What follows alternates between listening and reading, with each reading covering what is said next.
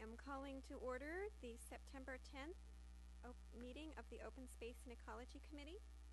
It's 6:16, and we have some people here. My apologies for being late. I forgot we changed it to 6. It's all right. I'm still working on assembly. So, would anybody like to make any comments on the agenda?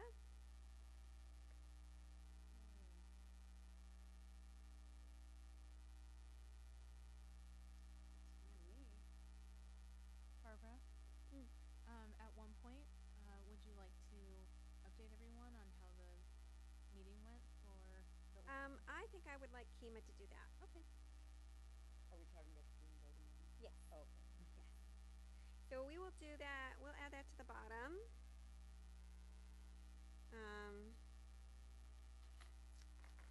How about after 9? After 8. I was going to say between 9 and 10. Just so Kima has plenty of time to get here. I'm sure he'll be here by then. But Okay. Oh, okay. Usually approval of the minutes is the last thing, but that's fine. yeah, isn't approval of the minutes 10? Did you guys get a new agenda? Okay. I didn't get, the one I got only has 10. The one I got in the mail only has 10. I'm sorry. Okay. Is there I think you have a stack of papers there. It doesn't have it because I get mine sent to me. Okay. Oh, should I sit over there? Yeah, you should move over because I don't like our latecomers to have to cross anyway. So come on over, Michelle. It's just a little, I find it a little disruptive, so I guess we should. Anyway. Barbara, would you like me to give you an update on the polystyrene ban ordinance? Sure. Where does anybody care where we put that in? Yeah, let's do that early. No action is required. Okay. So let's do that between 2 and 3. We'll call that 2.5. Okay.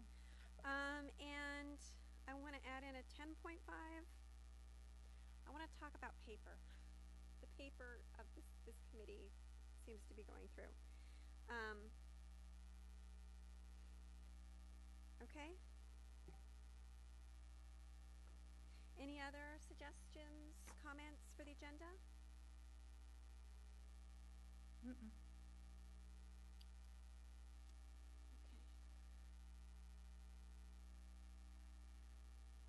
Yeah, actually I do. Okay, Michelle? I still haven't had time to plow through the Levinson property biological reports, and I'd like to postpone that till the next meeting again. I'm sorry, the last couple of weeks have been extremely busy. And although I have them, I still haven't read through them, and I think that they're very important. So unless there's an action that's waiting based on them in our packet, can it be put off for another week? Do you know if there's anything that is... I can't think of. I'm asking. This was something we might have with the citizen liaison when they come, and I believe that is in next month? next meeting. Okay, so we'll leave it on for now then. Okay. Yeah, if you wouldn't mind. No, that's I read good. them all today, and Mary Richmond's. Okay. I Great, trust both of so- your opinions on this very much. Okay, thanks, Michelle. Okay, thank you. Anything else? Nope.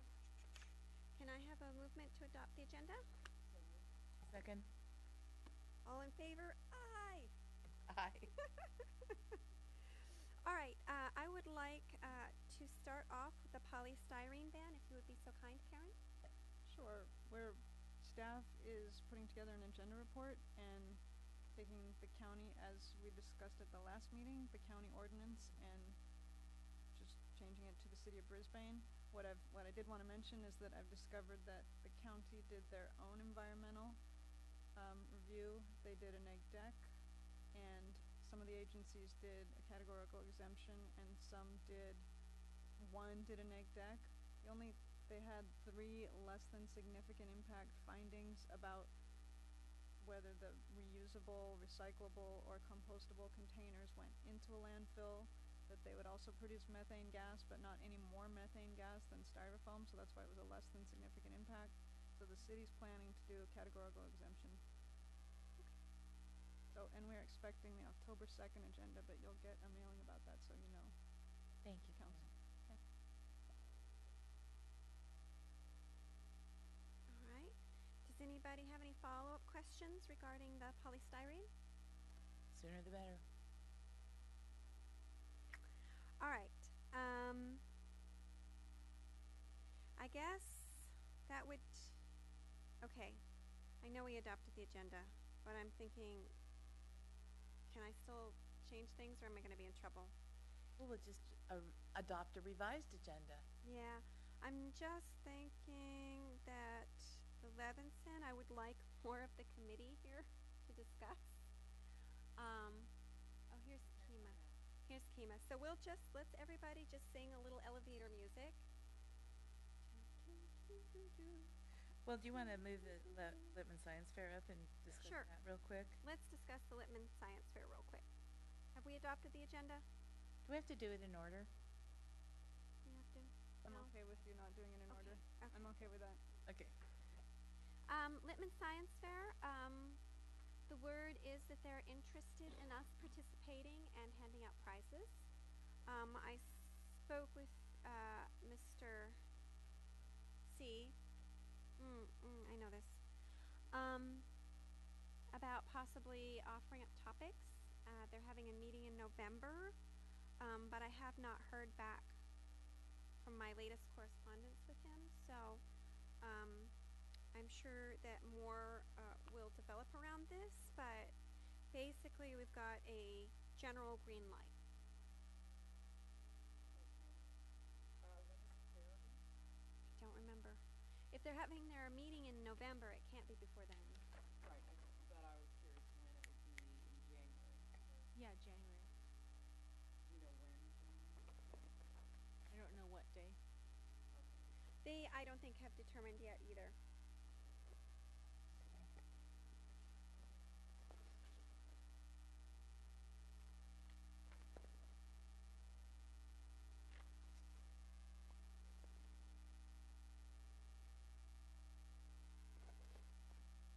Okay.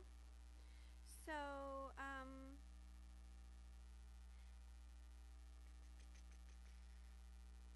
let's go ahead and go back up to number 3. Is everybody happy with that? Yeah. Okay. So, number 3, Levinson Property Biological Report. I believe Mary submitted a statement. I would like to start with Mary's statement. I think anyone can read it. It's in the packet unless you want me to particularly. Maybe we should just summarize the reports a little bit. I'll be happy to do that. Sure. So there are several reports, all of them unfortunately fairly old, and but what's of ecological significance on the Levinson property is some grassland, native grassland habitat that currently supports populations of Commission blue butterflies, as I understand it.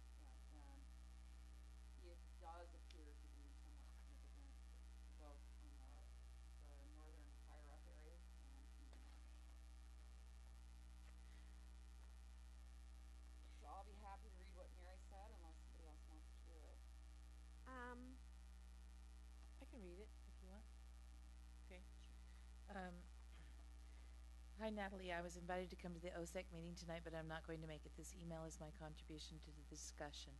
First, I think the Levinson and Peking handicraft properties need to be preserved as open space. A new biological survey needs to be done and compared to the previous ones. If the endangered species habitat that was there 15 years ago is still intact, it needs to be monitored and conserved. If that habitat has degraded, then a knowledgeable body like the HCP's Technical Advisory Committee needs to discuss how to restore that habitat. Both areas can be important wildlife corridors in a system that connects Bayview Hill, Candlestick Park, the Baylands, San Bruno Mountain, McLaren Park, and potentially more open space. Those wildlife corridors would be greatly enhanced if the marsh area were to be managed to maximize its potential as wildlife habitat. That is not being done now. I think that the public agencies now have a better understanding of the value of wetlands than there was when the PG&E marsh was turned into a concrete culvert. You might even be able to convince PG&E that there is a better way. Clark has floated, referring to Clark Conway, has floated the idea of a farm of some kind, an educational demonstration farm that used to be up-to-the-minute environmental best practices. That would be a cool thing to have. The area could probably support a small number of grazing animals that could keep down the invasive species and produce some edible output. Grazing animals and or crops would have to be kept out of the areas with butterfly habitat or potential butterfly habitat so that the area could still be usable as a corridor for local wildlife. So that's what I'm thinking. I'm attaching a list from the San Francisco Bay Joint Venture's latest newsletter of some grants that can be used for improving wildlife habitat in wetlands. The San Francisco Bay Joint Venture is concerned primarily with birds, but you can see that a lot of restoration, preservation, conservation projects could find funds just from this partial list. To get that money, there has to be a plan. I think OSEC should produce such a plan and then go after the money. And then she proceeds to list several grants, like 2 pages of them, which are awesome. I don't know if you want me to name them all. No. I wholeheartedly agree with what Mary's saying.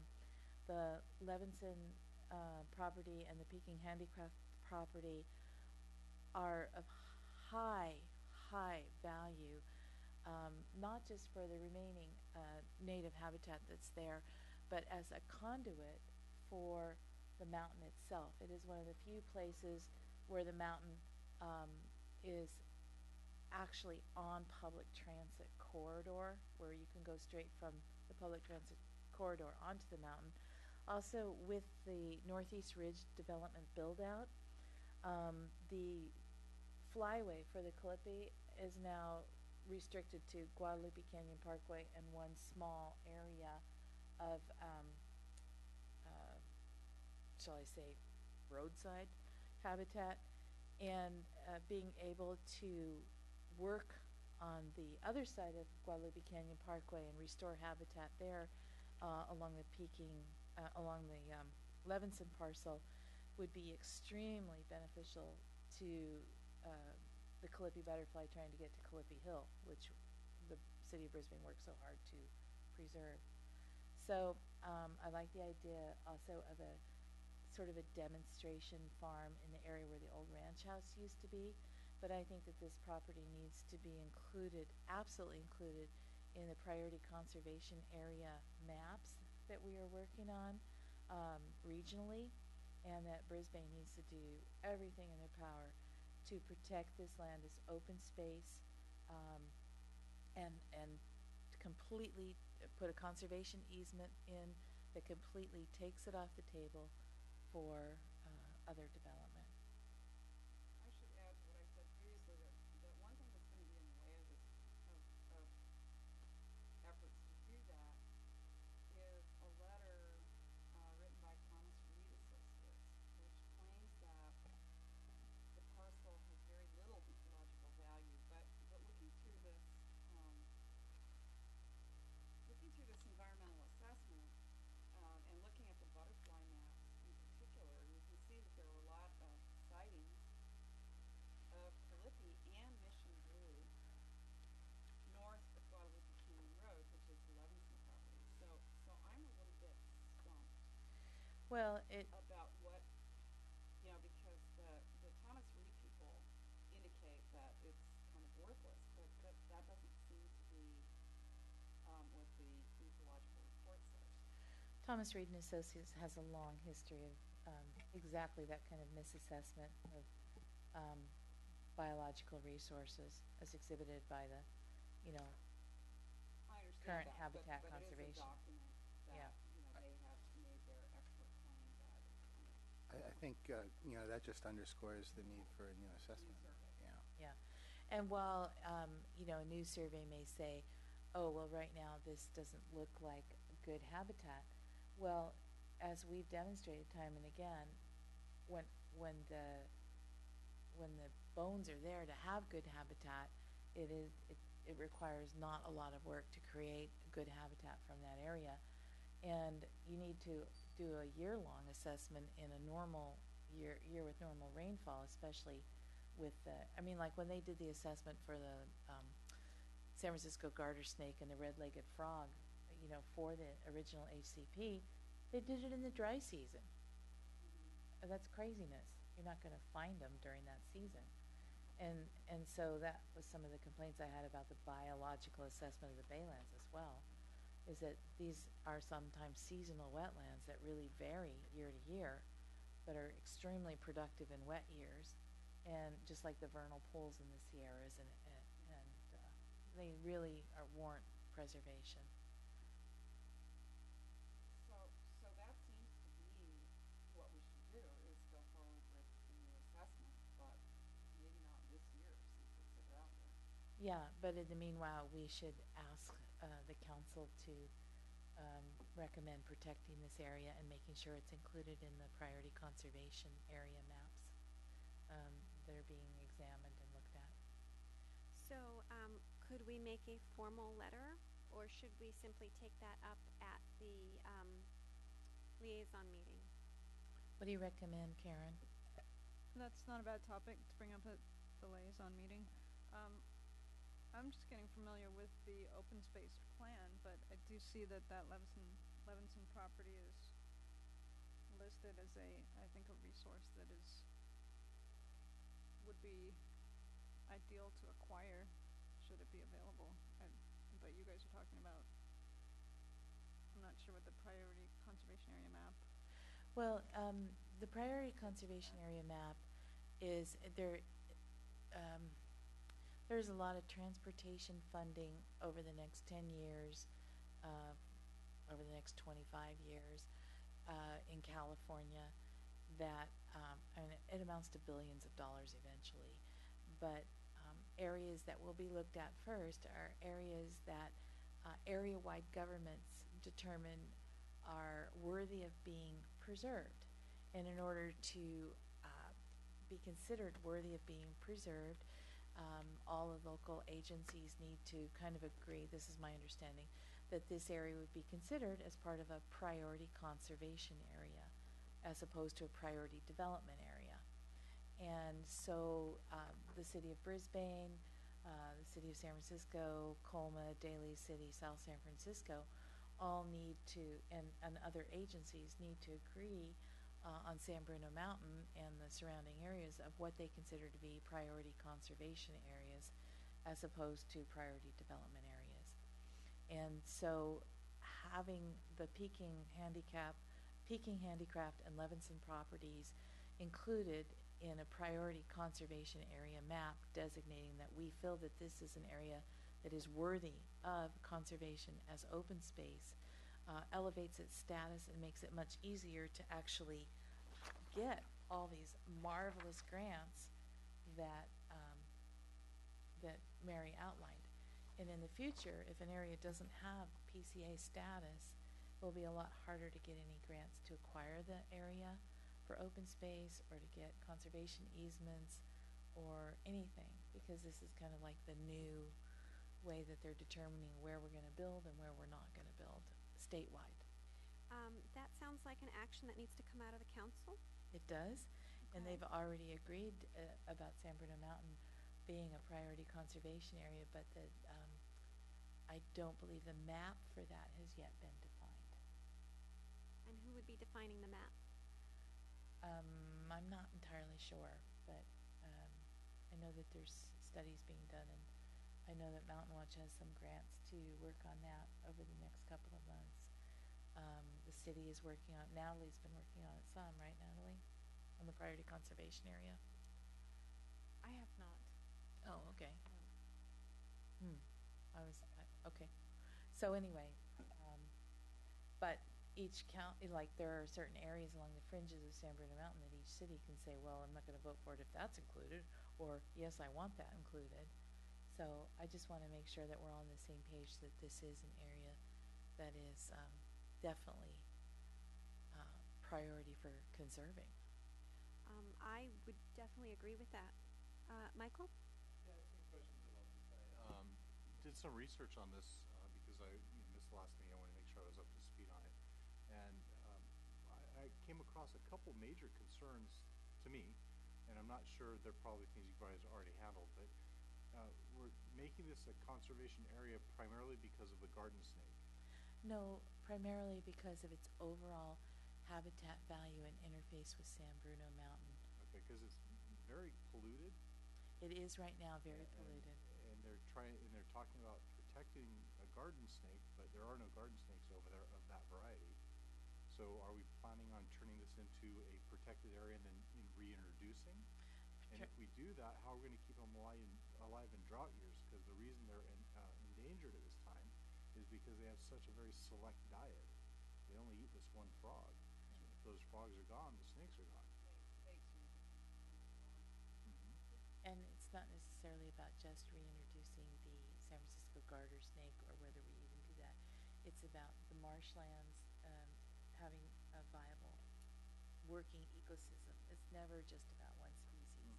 It's about the whole living ecosystem. So we're going to fix it up, clean it up, make it back, and then once the water moves out of that area, it moves basically down into the baylands, which is then all tubed out to the bay.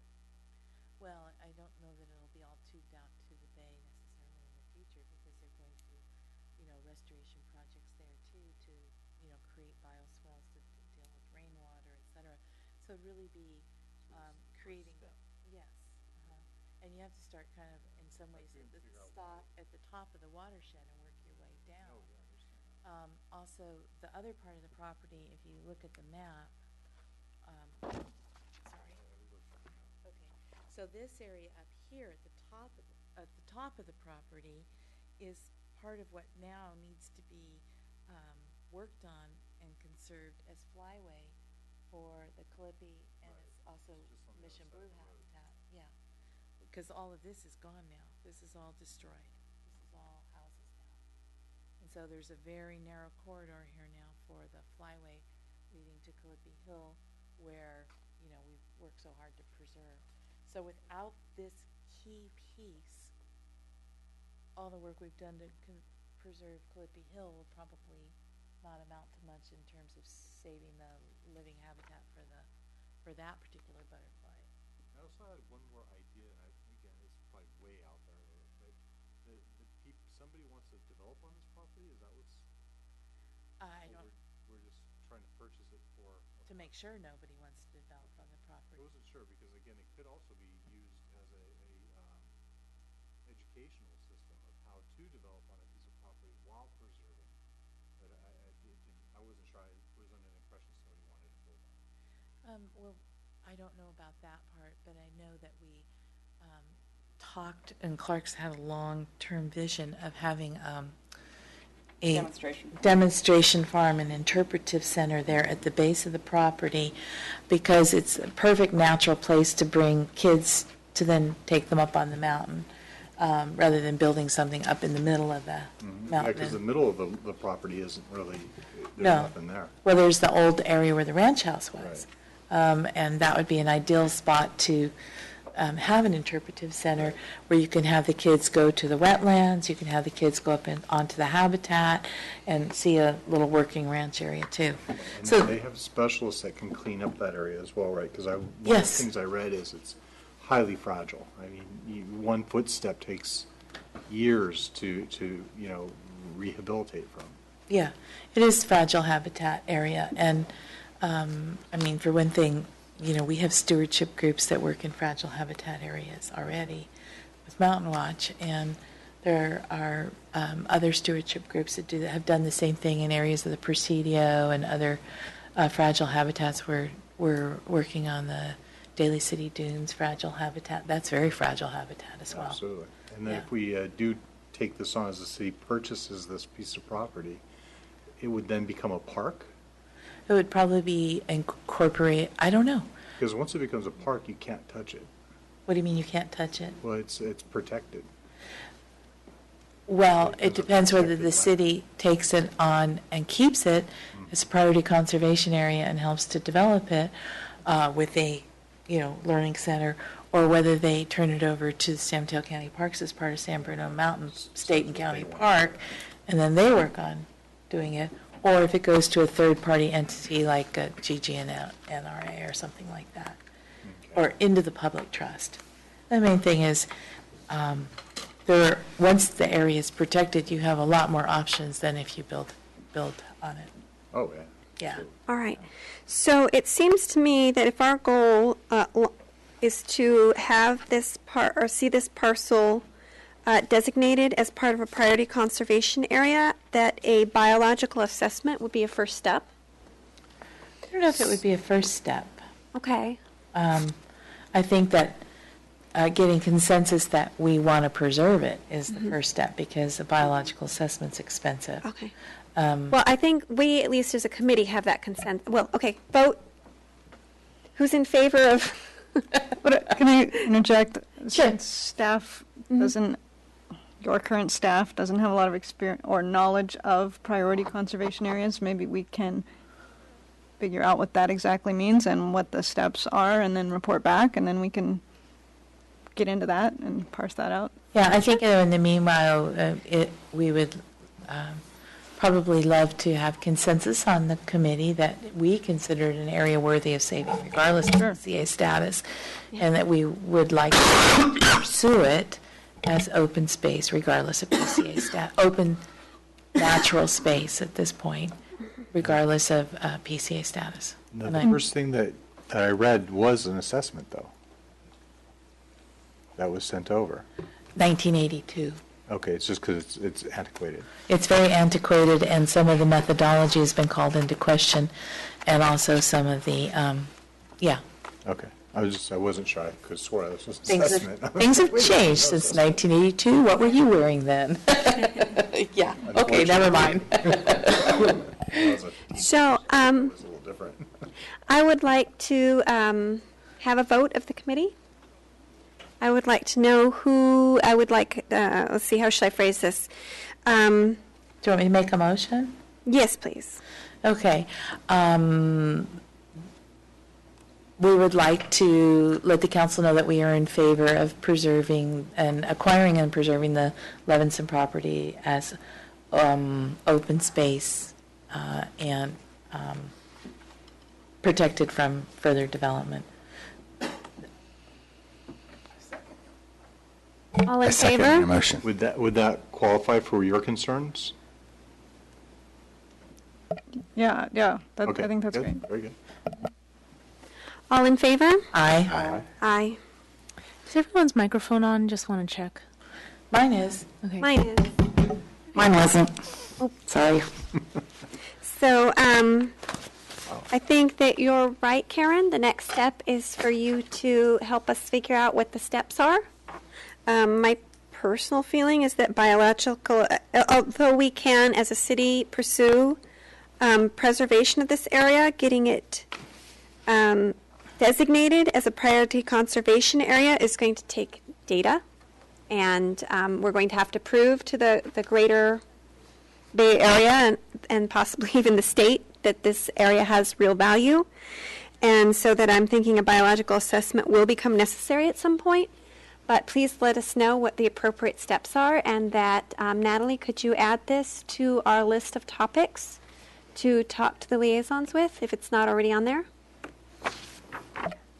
Yeah, that sounds good. We'll investigate, and then the second step, if that's appropriate to do a new biological assessment, is we examine whether we have budget, and if not, we have to ask the council if they can fund it. We get an Yeah. estimate and Mm-hmm. just review that.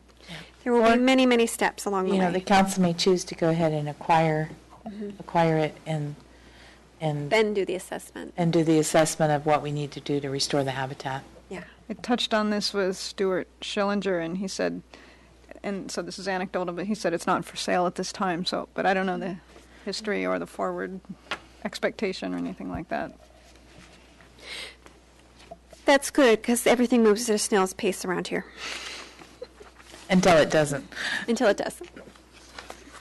Okay. All right. Thank you. Are there any more comments or thoughts regarding the Levinson property? Not now. Okay. Yeah. And have we decided on a plan of action with everybody satisfied with? Mm-hmm. All right. And so, Natalie and Karen, you will have something to share with us at the next meeting, correct? Yes, except that we have, if we meet at 6:30, we have an hour before the council liaison, so the next meeting could potentially, depending on how big your agenda is, may need to be the next meeting. Okay. Yes. We'll look at that agenda, but I would really like to prioritize it so that we can have at least some discussion before we talk to the liaison. But we'll have to see what else is on the meeting. Are we ready to move on to Community Festival? Yeah. Oh, goody. How's our Bigfoot coming? The pinata's been ordered, and so it should be here by the 23rd. Good. Can you sketch it out for us with your hands? I mean, is it big? Is it a naked foot? What's it look like? It'll be flesh tone foot, basically, and the bottom of it will be black. So it's like a footprint. Can we spray paint the thing? Sure, I don't see why not. Because it might melt. May I ask why you want to spray paint it? I want to paint the whole thing black. I think that'll get the point across much better. Okay. We had just, Natalie and I together had thought that carbon footprint meant that the bottom was black, and it was, determination had to be made when it was ordered between meetings, so that's why we went that way, but when it comes, we can certainly decide. And does it come already filled with candy, or? No, that's the next step. Okay. I would prefer not to paint it. That's just one more thing. If we could change, if everybody was really interested, maybe Natalie could send them a request that they change it to black if they haven't gotten that far, but Sure, I can give them a call. how does everybody feel about flesh-colored feet versus black feet? I think a black foot gets the point across better. I think it'd be more noticeable. Yeah. I kind of like the flesh with the black on the bottom, but I'm happy with whatever the committee's pleasure is. Okay, Mike, it's up to you. Does the flesh tone come with colored painted toenails? Only if you do that part. I don't care one way or another. A foot's a foot's a foot. So flesh, it's all gonna be fine for me. It's all about the kids tearing it open and getting whatever that is that's on the inside that they want. Little low flow faucets and stuff like that. Yeah, there you go. That'd be good. Then I'll take a swing. Oh, that is going to be fun. Oh, my Okay. goodness. If we put in low-flow faucets, somebody's Yeah, going to be injured. Okay, so what we're going to fill it with? Ha-ha. Was that what the decision was? So I think the decision is that you should send a request for a change, Natalie. If they cannot change it, we will simply live with it as We will is. live with it. Yeah. All right? Now, is this ideas of things to put in there? Which Yeah. I think is great. Some things, I mean, other things are candy and, regular things, but these were kind of other ideas that Karen and I thought about. One of the things that I really like is when you have these and they have cool stuff in them besides candy, and stuff that's, reusable and recyclable or helpful. And how much budget do we have for this? Are we? I think 200 max. I think next page or two. Okay, because I really like the, Does that include the piñata itself, or... That's filling as well. Okay, so 200 for piñata and filling, or just filling? Or just filling. ask Stuart for extra money. Ask him for another $100. I think the budget can stand 200 for fillings. That was, Yeah. Because I love these collapsible silicone water bottles. Those are pretty cool. Yeah. One thing that I think is kind of a cool idea is your own permanent portable carry-around chopsticks. Because chopsticks, the proliferation of all those wooden chopsticks, and that's very unenvironmental. When I was in Japan, everybody carried their own set of chopsticks with them. Yeah. And you, So we might be able to get those at like the Daiso store cheap. Mm-hmm. Um, Natalie came up with You these can little also get- scissors. I mean, sorry, utensils. Pardon me, Glenn. You can also get, it's kind of a similar idea to the one on the bottom left, you can also get heavy-duty plastic reusable sporks for, I think, pretty cheap. Oh, yeah. It's kind of like carrying around your own chopsticks, but yeah. that don't come in the container, so we could actually have more of those. But the kits are cute, too. So if it doesn't come in a container, how do you carry it around with you? You don't want to know how I carry mine around. I wash it and put it in my purse, and then I rinse it off before I use it. Okay. And the little foldable grocery bags, those are pretty cool too. Yeah. Yeah. The one thing I wanted to say about the printed wristbands, they had better be recycled. Yeah, those I'm not so hot on. I'm not so hot on them either. I'm not either, because they're not so relevant to Yeah. to what we're doing here. What else that's small could we give them? I was thinking we could do. I made a whole list of things that I left on the desk at home. You could share that Um, with us via email, and then we could Yeah. go, yeah, okay. I think a variety of things is great, though. Yeah, I was thinking they could have little slips of paper that they could come over to the booth, because we want them to come over to the booth, right? And they could turn it in for a cookie or something. And if we had a box of couple big containers of cookies, then, because you don't want to put a cookie in a piñata. Right. The little slips of paper, if it's windy, they could Okay. they could fly away. So we might want to make them a little heavier, maybe little like poker chips or something, or Yeah, you know, that's a good little. idea. Oh, yeah. That would be a great idea. Or should we just have cookie jars like we did last year? What do you mean, cookie jars? We had a few, like those Trader Yeah. Joe's cookie jars. Yeah, they didn't go that yeah, well, you kept really. making us eat them for the next 6 months. They didn't go that well, but I think if they were a part of a piñata prize, that might, and then I you see, know, I see. that might bring people over and get the cookies eaten. You know what else, too? I like the poker chip idea because we could also write on, or wooden nickels or something like that, and write on some of them would be redeemable for, extra gifts.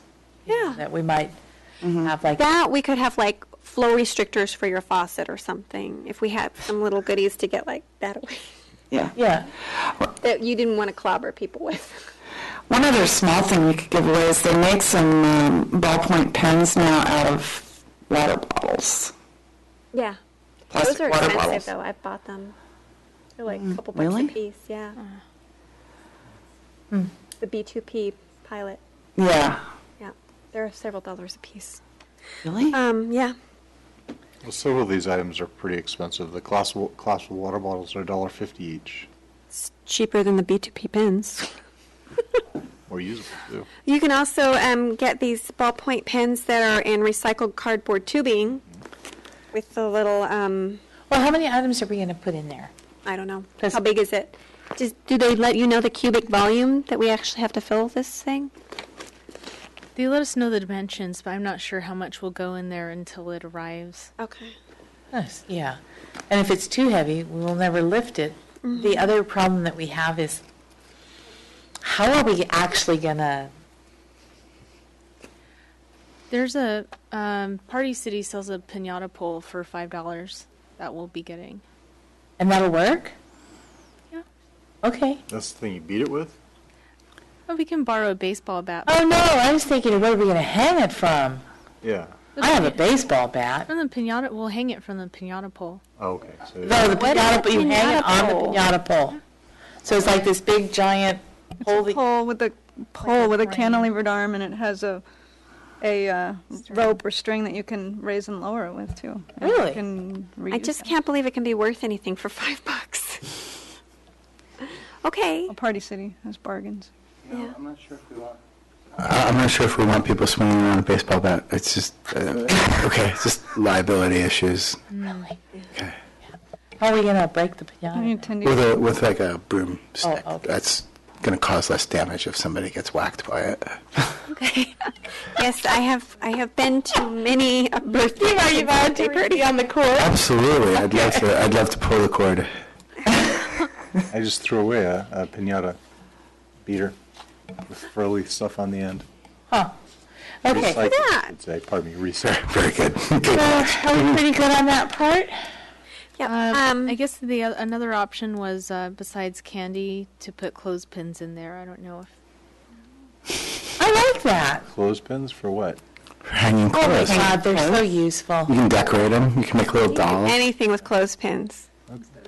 But they're also good for hanging clothes. Yes, Yeah. you You can. make a rubber band gun out of one. Mine have been disappearing. I need to replenish my clothespin stuff. I'll Clothespins all would be over that. great, and especially if they're wooden plain clothespins, because then we can also have a set of markers at the table where the kids can decorate their clothespin if they want after the piñata thing. That's a great idea. Like a little craft station. A little craft station. Yeah. One of my other ideas was those the air screws. They're like the little propeller on a stick, and you and they go. Do you think that would be too messy at the park? I think it might be too unenvironmental. They're really not that bad. Oh, really? Are they? No. Okay. They're They made a many way. things. I looked for cheap wooden ones. I couldn't find cheap wooden ones. There are cheap plastic ones. How much? Like, I don't know. I think they were about $1 a piece at or less from Oriental Trading Company. Yeah, you can get them cheap. Yeah. They're commonly used as one of the items that are in piñata, go in piñatas. Yeah. Okay. So if we could find those recycled plastic or something, at least if they can't afford wood ones, you know. I love the clothespins idea because those are things that everybody, they're handy. Except for I'll let the staff member who thought of it let them know that. It wasn't me. Who was it, Stuart? It was Maria. Oh, well, that's a great idea. Yeah. Matter of fact, can we get some extras so kids can come decorate their clothespin? I think that'd be kind of fun. Well, I need some googly eyes. You can't have clothespins without googly eyes. and glitter. I don't want to do glitter at the park. Yeah. That would be all over the place.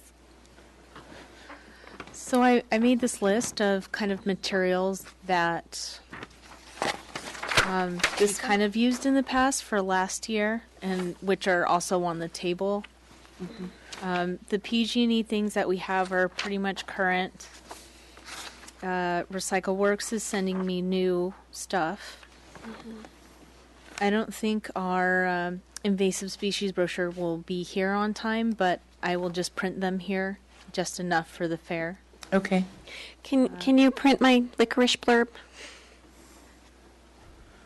Yeah, I'll probably have them adjust it and then send it to me and then print it. It just won't. Oh, I be- wasn't talking about the ones they were dealing with. I was just talking about the ones that you were going to print in-house. Right. Okay.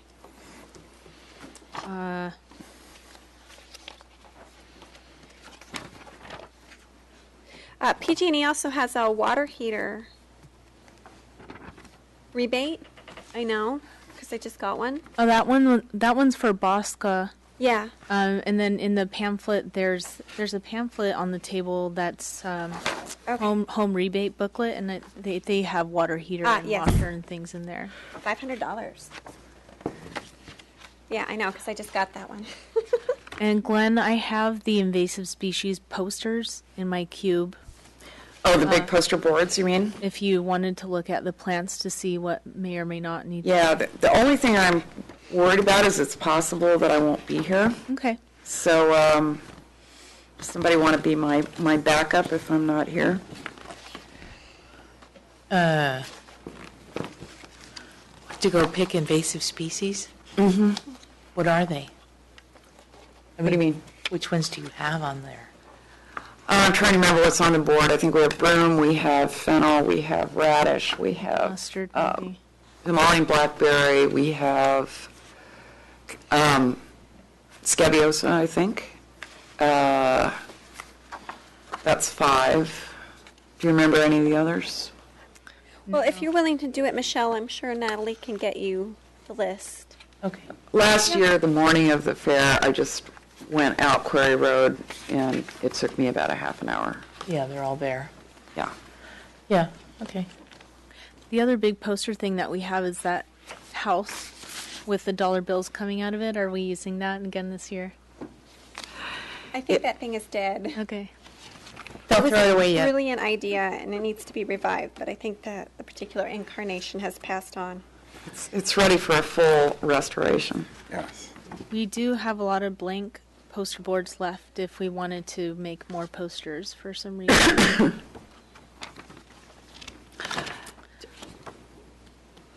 It's probably too late to do this now, but I was just wondering, do you know if there's any advertising material for PACE financing? I mean, have they issued any kind of leaflet or anything for those? Do you I know? can check. It's probably not too late.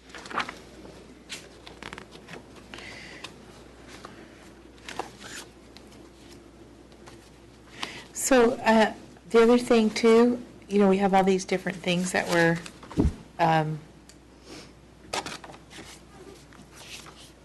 that we have that day. We need to make sure that we have ways to display them or secure them so they're not all over the place. Yeah. So I don't know if you have any of those holders or anything like that that we can put them up. So, you know, I usually just run over and get a bunch of rocks under the Christmas tree, but then nobody can see what they are. Yeah, And this is a lot of paper. it is. Yeah. Maybe we'll just put clips on everything this time. Oh, well, we might have clothespins. Clothespins don't hold for fat things very well, though. I wonder if we could use a piece of poster board and put little pockets on it to hold some of these little things. Yeah, that'd Sure, be yeah. good. That might be kind of a pain in the neck to do, but then it might not be that bad either. Yeah. Manila envelopes cut out, maybe? Yeah, something like that. Are you guys advertising a time that you're doing the piñata? I would think that people moving around the fair might want to know to come at 2 o'clock for the piñata or something. I think it should be earlier. Well, whatever Because time you're... I think the best time is kind of, you're right, absolutely, Karen. We want to do it after the derby's over, but before people start to get too tired and it gets too windy and they start to dissipate. So, Could we get, do we have a schedule of what other events are happening at the community parks so we cannot conflict? how about high noon? Yeah. Sure. We can say that tentatively for now, yeah. Yeah. Another thing is that we need to put an announcement in the paper, and I need to turn that in on Monday. So I altered last year's. And I don't know, are you doing bags this year, Barbara? No bags. We have not discussed this, no. I was not planning on it. So, So when you say you're putting it in for the paper, do you mean like there's a program for the thing, or is it for the Star, or what? well, yes, it's for the Star. And what we did last year, the reason why we made an announcement last year was for basically to attract people to come over to speak to us, but also because we wanted to tell people to bring pants to make bags, because I Right. guess the previous year people weren't aware. Right. Okay. So I think it's, I just had that announcement thing you had 2 seconds ago. yep. I think it'd be great to have that, and then say, come break open the carbon footprint piñata and learn about how you can lower your carbon footprint. And definitely we should, At a time. yeah, Yeah. piñata breaking at noon. Come by the booth to get your ticket for where you go in line. What do you think Oh. about that? Because it'll be bedlam with all the kids, and each one gets a turn, right? Mm-hmm. Or should we do that? Is that weird? No, I think it's great. Tickets are great. Could limit the number of people who are going to be swinging at it too. Yeah. Who's staffing our booth this year? I'll be at the Mountain Watch booth, I think, You're gonna do but it's right next to both of them, Yeah. kind of? Well, as usual. Usually I run around the park, and I don't know what we're doing this year. So between 10 and 5, who will be there at 10? Oh, Natalie will be. I'll be there to help set up, because I'll be there setting up both. Yeah, I'll be there pretty much all day. If you need me, I'll be at the Lions Club, and I can be spared, usually. Yeah. Okay. Yeah, I'll be there. Okay. I don't know what time, but I'll be there. Sure. Yeah. And, we don't always have to have someone at the booth the entire day, long day, because we're not selling anything, but it's good to have people at the booth, Okay. We're usually in that quadrant with Mountain Watch and Kriebel and OSAC and Yeah. all the, greenies together. So regarding the day in the park advertisement, Natalie's that.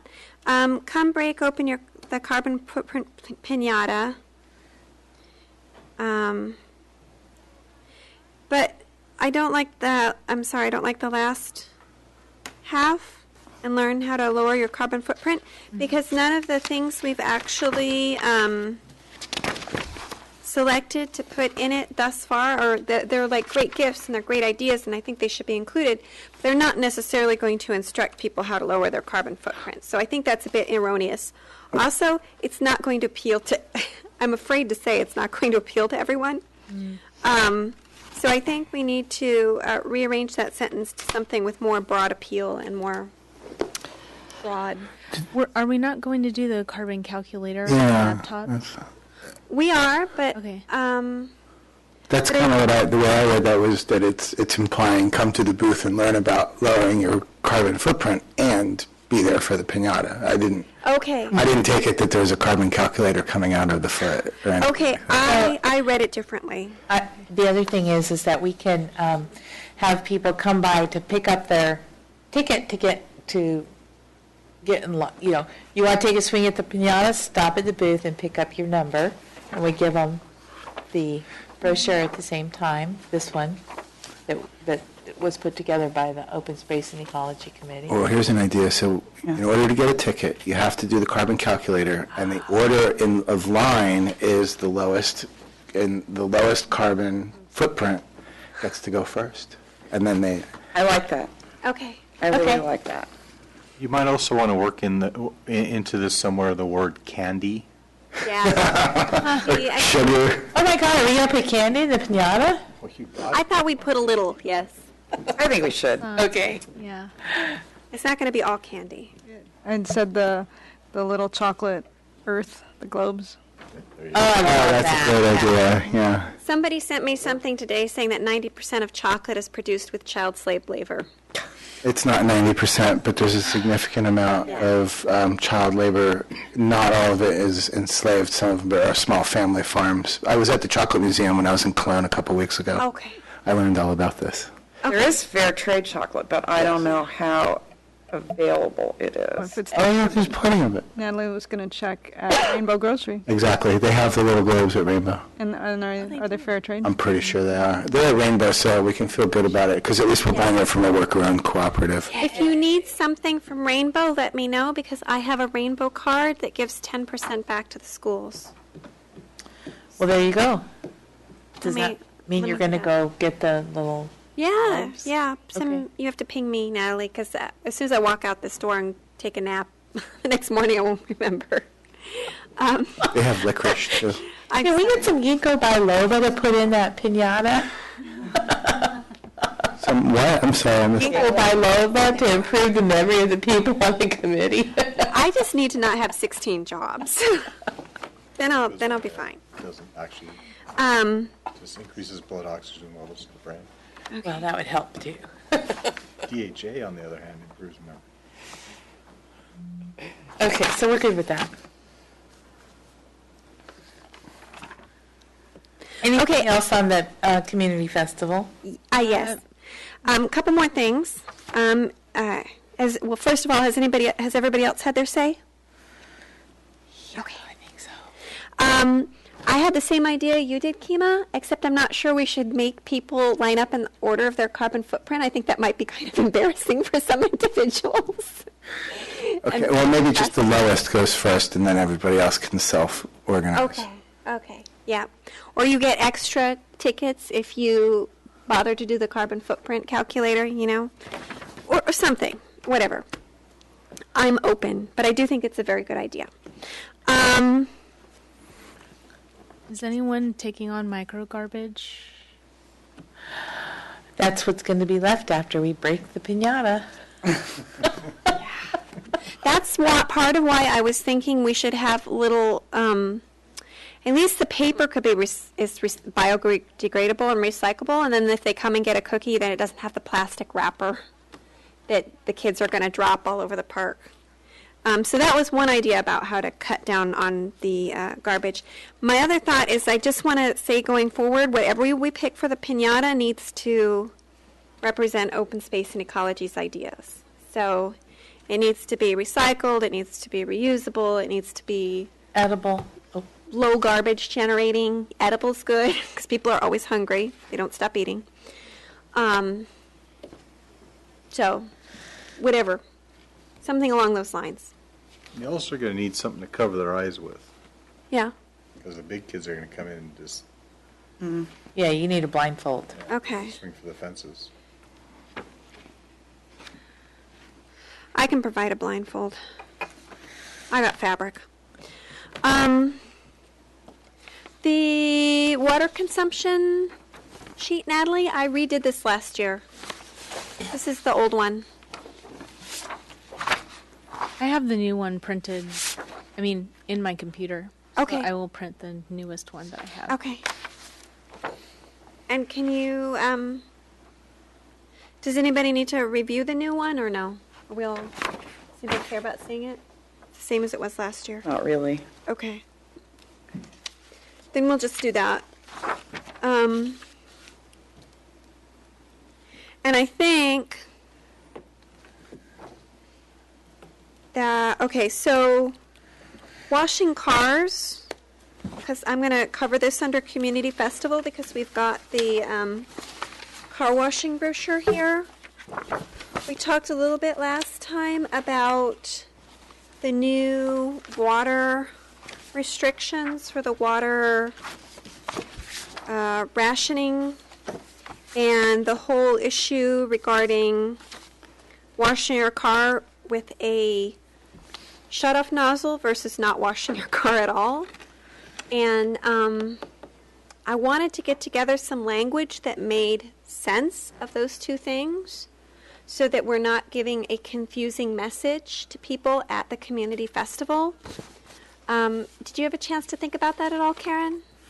Well, I didn't think about language, and I think there is a little bit of gray area because what I did investigate in my department, because it's not the area that I'm responsible for, but we don't disallow residential or residents to wash their cars with water. We disallow commercial facilities to, but we discourage it. Mm-hmm. So technically you could wash your car with a hose with a shut-off nozzle, but we discourage But it can't go down the doing it. storm drain, right? Well, this all came out in the last water bill. No. Mm-hmm. Yeah, well, it's discouraged. I don't think it's specifically, even though nothing but rain is supposed to go in the storm drain, I don't think that you would get cited for that. Okay. So it's in that gray area. We don't want you to do it, but we don't have a way to not allow you to do it. Okay. I don't remember who I talked to or where I read the language, but I thought it was stronger than that, about not letting any of that stuff go down the storm drain. No? Yeah, and that's the overall nothing but rain in the storm drain. But I did ask the public works director who's responsible, and he said we discourage it, but there isn't a provision to disallow it. Okay. To disallow washing your car. Yeah, Yeah. Yeah. residentially, but commercially there is. Yeah. Yeah. Yeah. I thought you could wash your car, but you couldn't let it go down the storm drain. Not residentially, Yeah. because they can't police that. Okay. They can't, I mean, they couldn't enforce that. Right. And we did, that was another idea for the piñata, but we thought it was too expensive, is the biodegradable soap. That wasn't going to be nice. Yeah. Okay. Well, then I need to drop that one. All right. So we've dealt any more information questions regarding the community festival? Are we doing a wildlife education handout, maybe? Do we have one? We talked about writing one. Yeah, and I was going to do that, and I've not had time to do it. Okay. And I had the idea of green holidays. I'm not sure if people would be into that. I kind of like that. Green holidays. Just kind of a handout about how you can be green during the holidays. Yeah. I'm not sewing bags. Okay, so no bags. Just so as you know. Do you have a handout that you've designed? I'd love to hand it out if you have one. What sort of ideas did you have? Just things about wrapping paper or, Tinsel. yeah, maybe lighting, something, just, I think there are a lot of things that you can do during the holidays to be a little, but it would be something I would write that I don't have drafted right now. I think it'd be great. Sure. I do too, actually. And there's there's also the crafts fair that happens in December that we could, maybe we could hand it out there too. Yeah. Okay.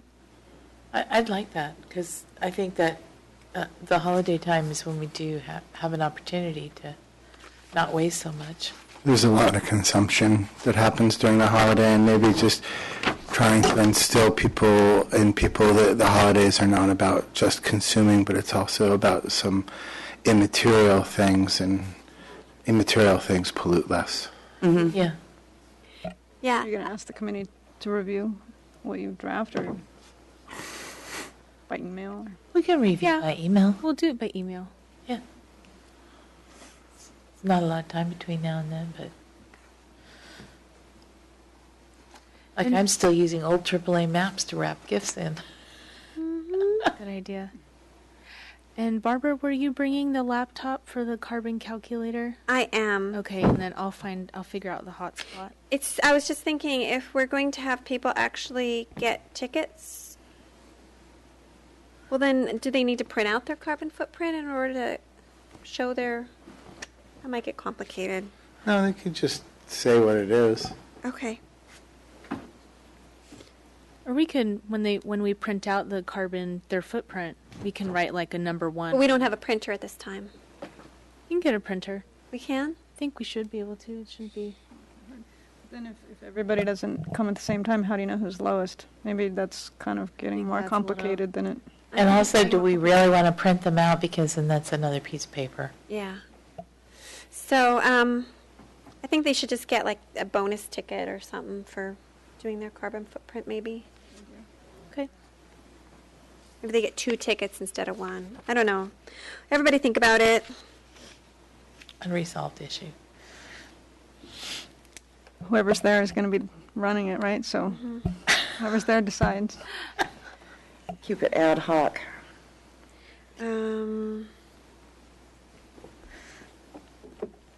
I'll try to bring a jar of micro garbage, but I don't know if I will or not. Yeah. Of what? Micro garbage. Yeah. Micro garbage. Yeah. What are you bringing a jar for? A jar full of micro garbage. In water. Swishy, swishy. No, so I don't even have to put it in water, just so people realize that micro garbage is really dangerous for animals. And Oh, okay. I just wasn't sure what was the purpose of it. It's an exhibit, in other words. Yeah. Okay. Picked up tons of micro garbage in Yosemite on a volunteer trip. Unbelievable how much you look at Yosemite Valley, you think, oh, how pristine. Just tons of micro garbage all through the campsites. Little squirrel chokers. Okay, are we ready to go on? Yeah. I think we're just going to have to strike wildlife education. I think that's Not going to happen this time around. Well, we can't do everything. We can't. No. And that's awesome, because we're doing a lot. Mm-hmm. Okay, we already talked about the Littman Science Fair, so everybody good with going on to the work plan prioritization? Mm-hmm. Okay. Has everybody responded to the spreadsheet? Nope. Nope. I did not. I'm sorry. My life has been very crazy, but I will honor everybody else's decisions on that. Well, I think we still have time, right? Are you okay with that, Natalie? I guess the one thing about it, I mean, sure, people can turn it in, but we were going to discuss the scores this meeting to Yeah. kind of decide what we were going to tell to council next meeting. But Mm-hmm. since they're coming in late next meeting, if we discuss it before they come in, then we'll kind of have at least consensus. We have 2 priority items now. Is that right? I think you want to have a list to give them, though, at least Yeah. at the start of the meeting, and I think you want to maximize their time because I'm not sure how long they're Yes. scheduled to be here, so. Agreed. You know, and here's the thing: when we do these, I should have said, you only get so many 1s, so many 2s, so many 3s. Yeah. Because I'm looking at this going, okay, Barbara's got a 1 on everything. No. I told you. And it's I not know. quite true, but I told you, yeah. Yeah. I think the thing on the internet said 1 through 6, 1 for each item. Right. That's the way that I meant to be it. I was Interpreted. taking each one as a priority. Okay. You have to redo yours. I do. You do. Yeah. Because Michael did. I misunderstood the direct Correct. instructions. Yeah. Of course, I didn't know what I was marking on half the stuff, Okay. so I just went with what sounded right. Oh, crackers. I'm not really sure where to go with this now, since it wasn't done and this is our last meeting before we meet them. I'm open to ideas. If people send them to me, as soon as I get them, I could put it in like I did this, how you see the 1,2. I could do that for everyone's scores and then send it back out. That way people can at least think about it. And then we'll be ready to talk about it briefly before the liaison. Okay. Yeah. So, you know what this means, you guys? Really, really actually have to do it this time. Okay. Okay? I really promise. I like how Glenn did hers. Oh, I consider it cheating, but that's okay. Now. Well, Children. she just made a list of her hot topics. Water waste because of the drought, open space plan, because if we're going to try to acquire or protect Levinson, probably we should get going before somebody snaps it up. I'm totally in agreement with that. Debris recycling, revisions to the general plan, draft DIR, green building ordinance, styrofoam, divestment, feral cats, and bulb Again. recycling. Okay. Well, I'm sure Natalie will brilliantly figure out how to incorporate that into everybody else's scores. Okay. Moving right along. well, do you want me to redo mine? I like your priority list. I'd love it if you also did the thing so that Natalie could have all 5 of ours to tally for the, I will redo mine. and I will do mine. Natalie will hound me until I give it to her. Okay. She'll send me secret emails that say, read this or else. Because I have been really bad. Okay. Review of private land use applications. So, I'd like to, I had this agenda item written this way because at the last meeting, there was a property that was bought, that was brought up, and I wasn't sure if the discussion was about the development of that property. And so maybe we can start with what the interest was, but we really can't, as a committee, appointed by the city council preemptively discuss a potential development and possibly bias an application that isn't in yet. We just don't want to go there. So if we want to talk generally about something that I'm missing, then feel free to, but I just wanted to clarify that off the bat. So, it's true that as the Open Space and Ecology, Title 16 and Title 17 are specifically outside of our purview. Title 16 and Title 17, where are you seeing Title 16 and 17? Am I missing something? Yeah, In the it's, charter, and in the OSIC charter. the zoning code and the subdivision Yeah. section of the Muni Code. Which are specifically under the jurisdiction of the planning department. So, and I did feel it was appropriate for us to flex those rules when we were dealing with the courtyard issue. I am less certain regarding view sheds. Wait, Title 16 is what again? Zoning regulations, Yeah. Zoning regs, and Title 17 is? Land subdivision, use? subdivision, Subdivisions, the yeah. title. And I guess the fine line is if you, and I've got to catch up on the stuff about the courtyards, but if you're talking about wanting to tell council that you think that regulations overall should be different, that's a lot different than, I don't like what happened on a certain property, Yes. next time don't do the same thing. That doesn't- Okay. I understand that. Yeah. The courtyard thing is, we don't like overall the way that part of this is written. Yeah, we'll come to that. Okay. It wasn't my intention to discuss a specific property, but a certain property did bring it to mind. So I think, as chair, my feeling at this moment is that I would strongly encourage everybody on this committee to devote some personal time to this view shed issue, because although it is not, strictly speaking, within the Open Space and Ecology's purview, I do think it is an issue that many of the city council members would value your personal opinion on.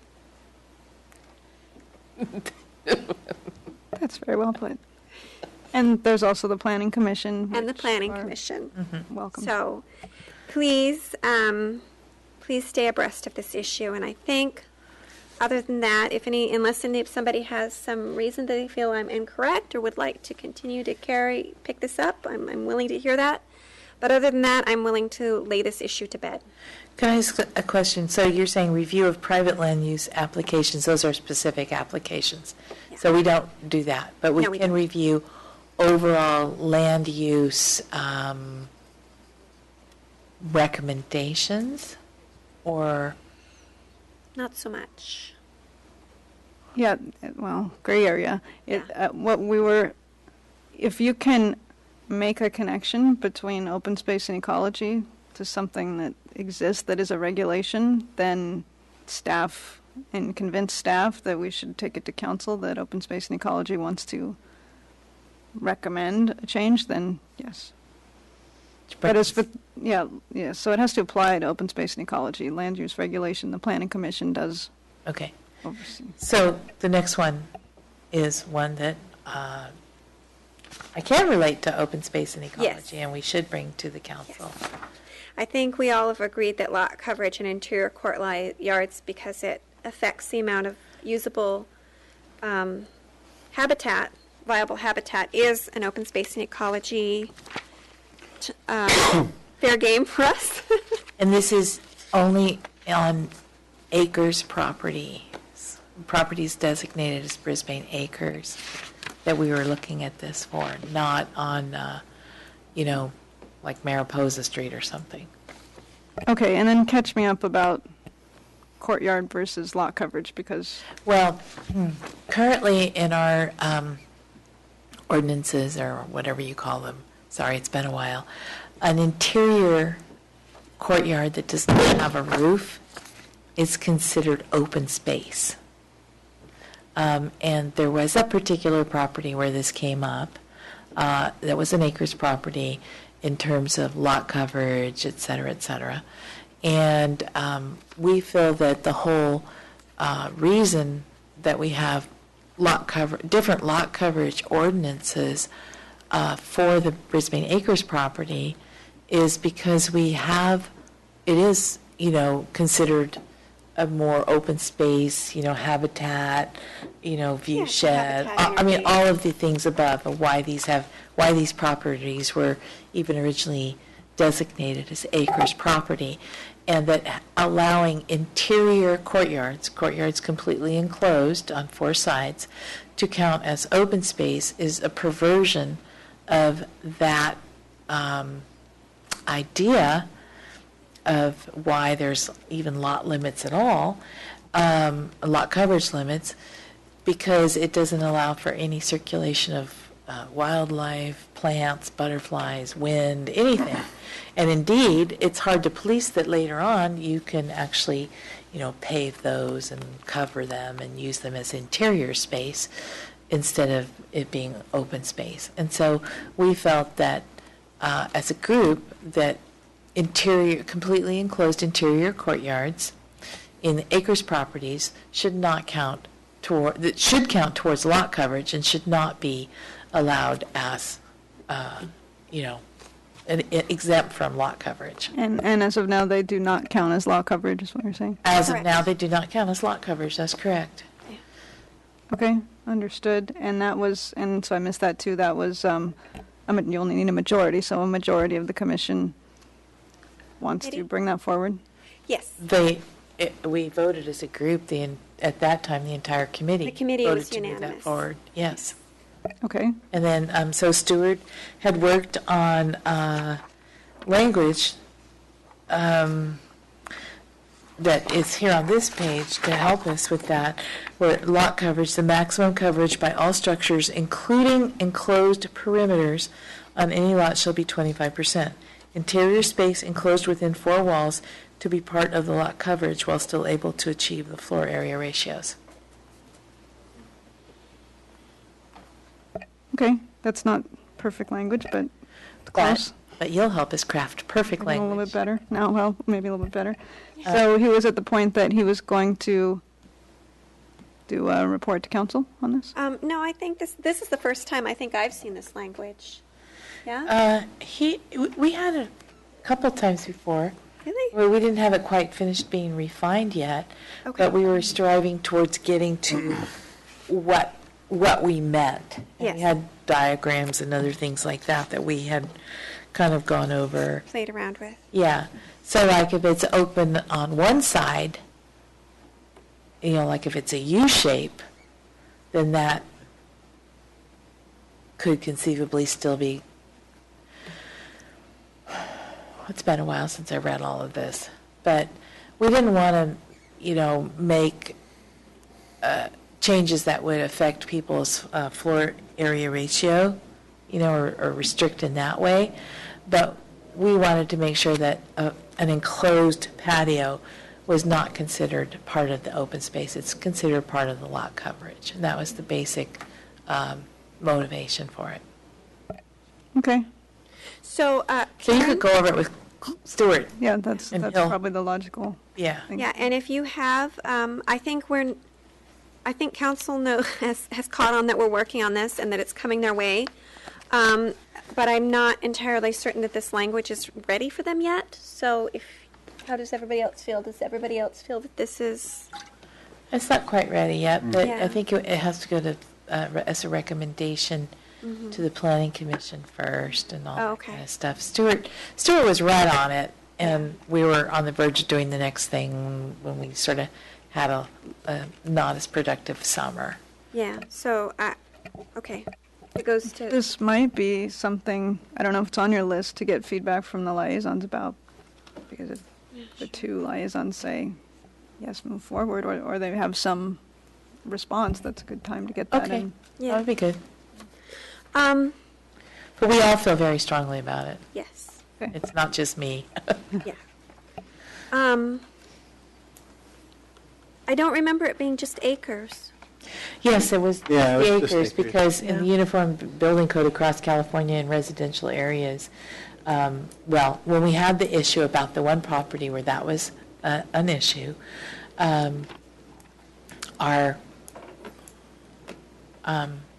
planning staff made it very clear that this was normal, that an interior courtyard was not counted towards lot coverage in most municipal codes. Okay, so we don't have the power. We do have the power to change that if we wanted to, but it would be contrary to what is normal for most communities in California, so it would be challenged. But with the acres property, we already have a different set of lot coverage rules, and this particular one is a perversion of that. Agreed. We have the power to bring it to council, and then they And then they decide, do what they. yeah. Yes. And they may say no, but they might, under our unique circumstances, will probably, I hope, would be supportive of this. Now, is there any, and again, I'm coming from being fresh, and I don't know, I haven't read the whole open space plan, and I don't know how familiar each of the members are, but is there any nuance to properties that had value for multiple reasons in the acres versus some of them that were next to already developed properties where, no, we want it to be all, okay. Yes.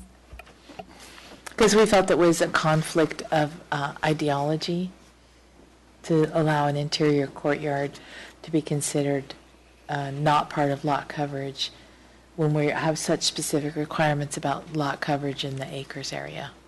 Okay. So I think what needs to happen next is if you feel that you can make a positive contribution to this language, Karen, I would like to see you bring that back to committee. I can't even say the next meeting, can I? That Well, one. yeah, because we want to run it by the Okay. liaison group All right. and see whether they're amenable to us pursuing it. Okay. Although we may be able to bring it to them just conceptually without having the language Right. conversationally, so. Yeah. if we could have language, I would appreciate that because this issue has been Kicking around for a while. around for too long. And we'd like to get it in place before it comes up on a specific project. Yes, we and don't. then Not to be mentioned. Yeah, we don't Yeah. want to go attacking somebody's. Yeah, project. so, yeah, It's not because being- that was just horrible. That was And I don't horrible. ever want to have to go through that again. Yeah, and it's not our. Our intent, yeah. No, it's not our intent. We couldn't get away with it. We don't want it to be punitive in any way to anybody, No, which is so- why the floor area ratios still need to be maintained and everything. Yeah, so if you could do that for next meeting, we won't have time to approve it, but if you could nail together language that you think is going to be the right language, I think that would be good. I think you'll have a much better idea of what the right language is than we do. Yeah. I think I can take a shot. It's 2 sentences, so Yeah. if I double it, it's not that much, right? Thank you, Karen. Paved yards and permeable pavements, that's your favorite subject. Yep. So you like it too? I like it too, She yeah. has a lot of I favorites. like it. As noted by the survey, Yeah. priorities, right? I have a lot of Yeah. favorites. So did we wrap up lot coverage to everybody's satisfaction? Mhm. Okay. So we will go ahead and move on to paved yards and permeable pavements. And I think, Natalie, can you refresh us where we're at with this one? I think I remember, but I'm a little beat up today. So being in contact with San Francisco, this is their code. Mm-hmm. And the issue that they're having with is not pavement of backyards, it's pavement of front yards to create more parking space in neighborhoods where that's an issue. So basically, the people in San Francisco said, here's our code. Maybe there's some language in there that you can use to possibly craft something for our issue, which is pavement of backyards. Can I And offer front a yards. couple comments on that too? And again, I was just talking to planning department staff, but you know that Ken Johnson, I was at the meeting when he made the presentation about how the municipal regional permit fits with this issue and how much exists in the ordinances now. And so we talked separately as staff, and he suggested that you don't want, people have used the expression, you don't want to regulate the exception. And some of the discussion was about a perceived versus an actual issue. I understand that you don't want this to happen, but I was hoping you would discuss whether it is happening, whether there actually is a problem out there with people paving their backyards. And it kind of doesn't seem like the culture of this city and the demographic that we're going to want to pave their entire backyards. It's not just their backyards, it's their front yards. Yeah, and there's the one on Side yard. San Bruno Avenue. It's perpetually under construction. I think it's by your house, and they just Yes. paved over. As far as I can see, when I drive by, they paved over most of their yard. I think there might be a little strip of dirt back by the fence in the back, but. And one of the things that is a challenge, there's, people's individual rights versus the group well-being. And when you completely pave over your property like that, it affects the water flow on the adjacent properties and the downhill properties, and it has an impact on the environment as well. And so those kinds of things are a concern. And I think that part of this is to, love to be able to address that. I don't know how we're going to ever do that, but it needs to be addressed. And the drainage law puts that uphill property owner is responsible if they cause damage downhill. So. Well, the place on San Bruno, that's pretty flat, so. It's still. There's also the the heat trapping effect of pavement and concrete as opposed to greenery. Yeah. Yeah, so I'm not talking about conceptually that I agree that you are all saying that people shouldn't pave over their entire lots, and there are a lot of reasons not to. It's more to the point of, are people actually doing it? Do we need to regulate something is it happening? Is it something? It is happening. It's happening. You can see it happening in various places, both front yards and I don't know about people's backyards because I don't go in their backyards necessarily. Yeah, but there's a lot. I walk my dog, I see a lot of places there's concrete everywhere. Yeah. I love concrete, but, Yeah. It causes stormwater issues. There's no infiltration. There's no habitat. There's heat islands. It's carbon negative. Concrete is very carbon intensive. Mm-hmm. There's a lot of reasons. Maybe it isn't that big of an issue. Maybe, as you know, we all notice it, but maybe that's because we are visually attuned to this atrocity. Well, it does create issues. I mean, it creates a lot of issues. For example, when they completely excavated the property across the street from us and built a huge retaining wall and a four-story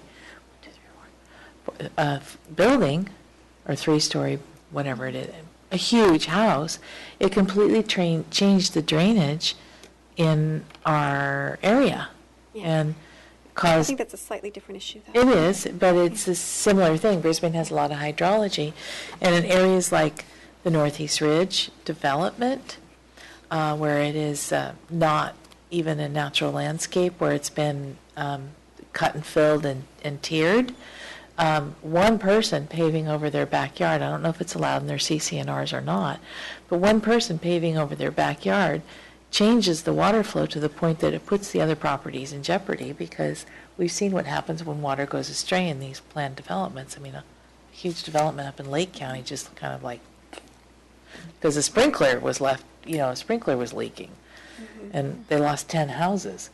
So it really does impact a lot of people when people start paving over everything. Is there any, would the committee consider education about this issue? Because actually, probably a lot of people don't know that they're responsible for their drainage onto a downhill lot and any damage that results and all of the impacts. Is that? I think it'd be a good article for the Star. I think it'd be a great article for the Star. as a start to see how much of a problem it is. But some people just do it for, because it's maintenance, or they think it's better, or they want to, I don't know. How are you going to regulate it, though? That's my question. That is the question. That's the problem. Get to a point where you're starting to tell people what they can put in their yards, and Yep. you got to have this tree, not that tree. Yep. This concrete, not rock. And that is why education, I think Karen's right, that's the first step, for sure. And let people know about the drainage laws so they don't, impact other people with, their yard remodels into concrete and stuff like that. But it's a slippery slope. Michael's absolutely right about that. Yeah. Oh, and it'll get even slippery, more slippery, with more water. I think Glenn would like to say something. I was just going to say, I don't think that, I think the water issues are important, runoff is important, but there are parts of San Francisco and the Sunset where this has become a common strategy. People just slap down the concrete. There's no maintenance on their, at least the front of their property. I don't go in their backyard, so I don't know what they do back there. But I know there's large parts of the Sunset now where you don't hear a bird, there's no bugs, there's nothing alive, basically. And I just, I don't think that's a very good idea. And I don't want to live in a city like that. Yeah. So, I guess to your statement, Karen, I would like to say that I think you're probably right. There's not a huge problem at this moment, but you kind of have to decide if you're going to be preemptive or reactionary. How many yards are you going to get paved over before you go, oh my God, Yeah. stop. I personally feel like it would be better if we started up front saying, don't do this. Mm-hmm. Are there any regulations now about needing a permit to put in X number of X amount of concrete or anything like that? Yes. If you change a surface, a permeable surface to impermeable of a certain size, It's you have quite to get a large, grading though, permit. if I remember Yes. correctly. It's really big. I think that. Am I wrong? I did permit review a long time ago. I think it was. Yeah, I can check, but I didn't think it was that big. I think it was like if you put a patio in, you have to get a grading permit, like a concrete patio. So can we find that out? Because we Yeah. already have a law in place that people just aren't aware of. Well, you have to get a grading permit, but it would be probably approved. There isn't a rule that says you can't do it. It just says you have to apply and get a permit. But that could also give us a better indication of the number of people that have applied for those permits, and then find out whether it really is a problem. Because, if it is that you have to get a permit for a certain size, then presumably if there's a problem with people paving over their lawns, there would be a lot of permits out there that would indicate that they're doing that. I think most Sure. people just pave it over. They do what they want. Yeah, I don't think most people pull a permit to build a patio. Okay. There's also how thick the concrete is as well. I mean, if it's under a certain number of inches, you can do whatever, it's rat proof. You can put it wherever you want. No, I think if you change a certain amount of impermeable surface to Other way around. switch that, permeable to impermeable, you are required to get a grading permit because you're changing the drainage. I read Because of that a while back. It was over 10 years ago, but Well, Brisbane has a grading ordinance that requires it, so maybe, I remember I was looking at it Different. and decided to put it a sun decking instead of a concrete slab. I think it was about 200 square feet, something like that. Maybe a little less. so yeah, I can investigate the grading permit end of it, sure. Okay, and then maybe how many times it's come up in the last 2-3 years? Sure, You know that? okay. Because then we would know whether this is really something that we should pursue with a vengeance, or we just should be aware of and do an education thing. And then we'd also know what we wanted to educate people on, to let them know that, if you're going to do this amount of paving over, you need to pull a permit. And then they might not pull a permit, but their neighbor might call you and tell them, Right. Yeah. you Right. need to pull a permit. Yeah. So, Or, hey, my neighbor's doing this without a permit. yeah. Okay, yeah, let's do that. Okay. Thank you. So, great. We're going to do some more education on this issue. I feel great about that. So, probably not next meeting, I think, because I do think that the issues that we need to take up, I don't think this is an issue we need to take up with the liaison. Does everybody concur with that? Mm-hmm. Okay. So, we will put this off, I think, until the December meeting. So, November? November, correct. I'm sorry, I misspoke. So could you have that together for us, Natalie, Karen, November? Sounds reasonable, yeah. Thank you. Next, green building update 9.5. Kima, go. So we have a new Title 24 was updated. See, oh yeah. So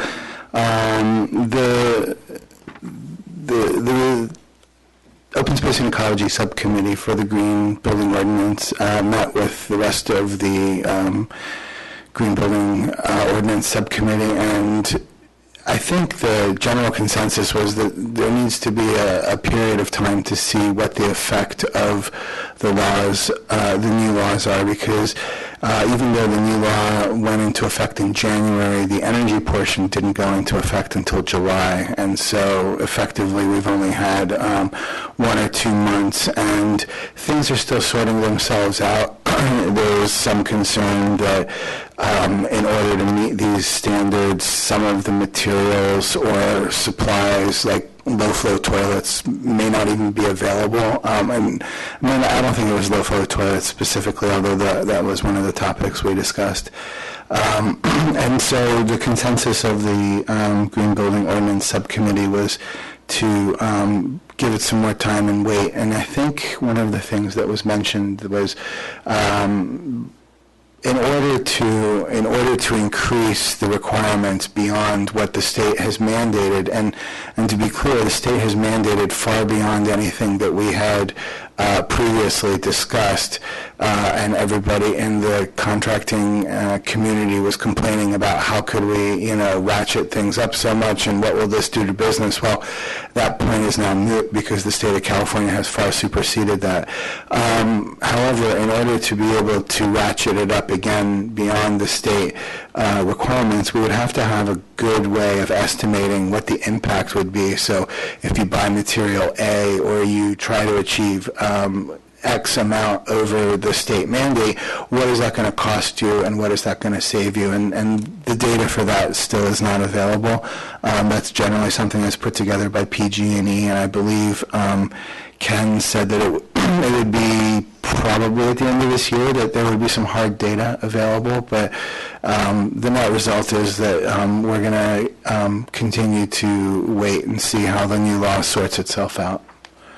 And Barbara, anything to add, given that you were there as well? The only thing I would like to add is that I feel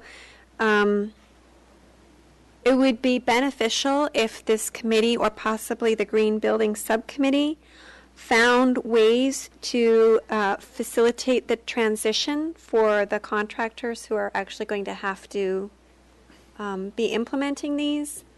I think that would be wise on our part because it would reduce the backlash and hasten the implementation of some of these things, which would get us data and lower our carbon footprints and our water footprints and do all the other good things that, are outlined in 20 different sections in our work plan. So I'm not sure exactly what that means. Certainly we don't have any budget for any grand undertakings, but I do think it would be beneficial if we sort of tried to wrap our heads around ways to be useful and helpful and positive.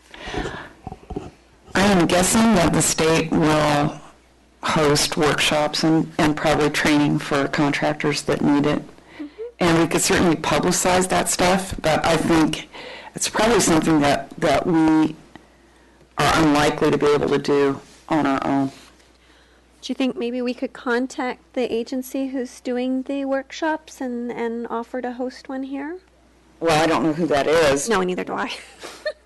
This is all theory right now. Right. Yeah. I have a question for you about the workshop and this stuff.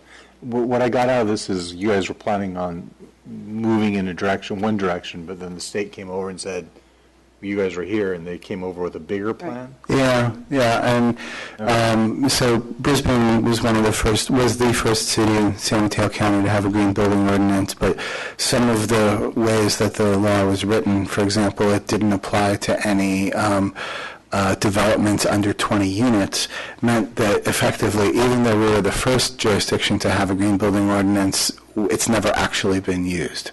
So having a green building ordinance is only good if it actually changes behavior, and this one never actually got implemented or never got called into effect because there haven't been any developments that rise to that. So what we were looking to do is to expand the coverage to single dwellings and increase the energy savings by, I think, 15%. And, there's sort of benchmarks that we said, well, if this is the state benchmark, let's increase it by X amount or whatever. And If it's new and it's huge changes for these contractors, it would probably be better to step back. Yes, let them catch up to speed with what the state is, so they don't start getting upset with. That's exactly what. Yeah, that was the consensus of the committee, of the subcommittee, was to sit back and wait, because there is still quite a bit of confusion about exactly what it means. Yeah. Let the state handle it. Yeah, and my point was if we could just sponsor some workshops or something so that our local contractors could have, the best possible experience on coming on board, that would be my personal aspiration. I think that's a great, opportunity for outreach and building bridges with a very key group of stakeholders. So I support that idea. So, staff has heard about some of the training. We can reach out to San Mateo County Energy Watch and PG&E and Bayran. And we could also talk to Mitch Bull at the Chamber of Commerce and see if he would like to do it. I know Chamber of Commerce has had events before to which contractors were specifically invited, so maybe he'd be interested in doing something. And, maybe even hosting lunch just to get somebody from the state to talk about. Chamber meeting. Yeah, the new standards. And I suppose we could look into doing a training, but I would imagine the state is still trying to figure out what all these standards mean. Yeah, there are trainings sorry to interject, but there are trainings that are available for agency staff to get on board with issuing permits. So we have some of those contacts, and it would just be a matter of saying we're offering this facility to host a training and get local people to be able to make it easier for them to come is what you're asking. Yeah, and if we could pony up like coffee and light snacks or something, I think that would be nice. Yeah, and really say that we're hosting it. Yeah. So there's one more question I had something you said when you were talking. This is for only units of 25 or greater? No, now it's for everything. Okay. That's what the state does. It does apply to all of our local contractors. Everything. Yeah. It's in effect, and it applies. And one of the interesting outcomes was also that regardless of what kind of improvements you're making, if the inspectors have to come to your house for any reason, they're going to look at all of your water faucets and require you, as a condition of doing any work, to replace all of your water faucets. Even if you're not plumbing fixtures. The plumbing fixtures, thank you. Plumbing fixtures, thank you. And so that was a factor that, it could discourage some people from wanting to go that route, because they might be wanting to, change a window or something, and they're going to get dinged on their water fixtures. And even if they choose not to put the window in, once the inspectors are in, they'll require the water fixtures. That could be huge, because once you pull one thing out, you open up a can of worms. The next thing you know, you have to replace all the plumbing in the whole house. Yes, that was actually brought up. The toilet and the person loses floor their that home goes because they with wanted it. to change a window. That wasn't too cool. This stuff has always come up with building permits. It's just going to come up a little bit more. But I could see where we could have a really good evening presentation and question and answer and training hosted by the OSEC committee and the planning department. Invite the hardware store owner, invite, other people who, Mitch and the contractors. We could do like a, we could invite the Lions Club, and that'll include half the contractors in town. How many contractors do we have? I was going to ask. Really? At least 6. Your brother? And Dan Carter. Yeah, yeah. At least Yeah. 6 big contractors. I'm we sure could there are a lot co-host of it with the Chamber of handy Commerce. too. Yeah. Wouldn't that be great? Open space, working together with the chamber. Yes. That would be awesome. We actually have in the past. Oh, great. That- Yeah. Yeah. If you'd like me to mention the Lions Club, I'd be more than happy to mention it. Well, let's get Onward and upward, so we can go home and I can eat dinner. yeah. Yeah. I'll mention food. So It's late. You were late. Late. do we want to can we target January for this event? Just see if we can get it together for them? I think we have to wait and find out what the law, what the new law is before we can really plan on how to, what the impact of the new law is before we can really plan on what kind of event we're going to need. Like if we're not going to really have any data until the end of the year, we may not really have time to action that or. Well, I'm not thinking about changing the green building ordinance. I'm just thinking It's the about contractor our thing, right? contractor education and outreach. Okay. Yeah. I don't know that we have to. How many contractors do we have in Brisbane? Does anybody know? Oh. Yeah, we could check the business license database Yeah. and report back on that. That might be a good starting place. Yeah. Because, yeah, that's a good point. If we're going to have 4 contractors come to a big event that we spend a lot of time planning, it doesn't not worth it, pencil yeah. out. We should invite the public to anyone who's planning a home remodel. Yeah. So first, we were going to reach out to the agencies. Let's see if someone wants to do the training Okay. and then Yeah. plan the event around it.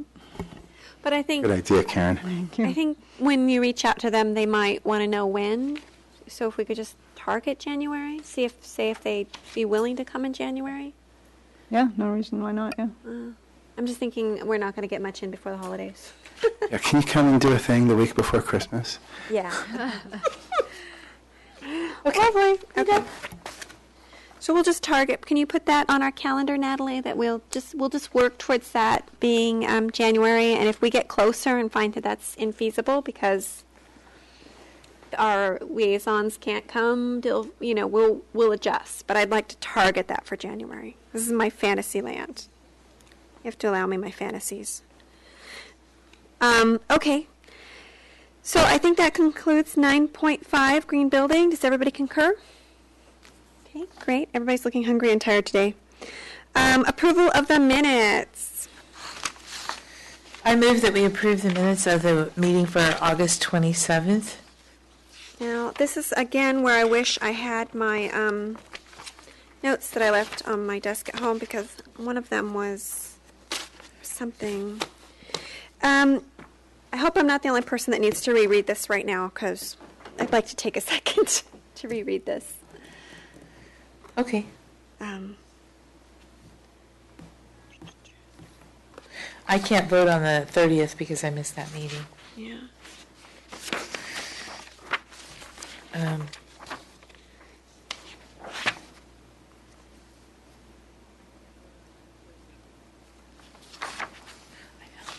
Were you there on the 30th? I wasn't here either. Oh, yeah, you were. You were there Remember on if I the was 30th. there or not. I think I was. That was like 2 weeks ago, right? You missed. No, was the 30th? 30th. that long ago? Was it? You were there on. for the- I guess it was. My health But we didn't supplies. approve this one because we didn't have a quorum to approve this because I abstained. That's why we have 2 sets of minutes to approve.